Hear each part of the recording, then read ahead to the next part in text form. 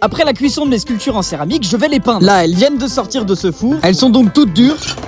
Cette première cuisson s'appelle la cuisson biscuit, ça va donc figer la sculpture en céramique pour maintenant pouvoir lui appliquer la couleur, de la glaçure, des textures. On a différents choix qui s'offrent à nous avec de la peinture très couvrante, une autre qui ressemble un peu à de l'aquarelle qui fait ce genre d'effet, et une troisième technique avec des petites craies dont on obtient ce genre d'effet. Je vais commencer par peindre les sculptures des deux bombes de peinture, et en cours de route j'ai changé d'avis du bleu pour partir sur une toute autre couleur pour cette première bombe de peinture, et la deuxième va justement être en bleu.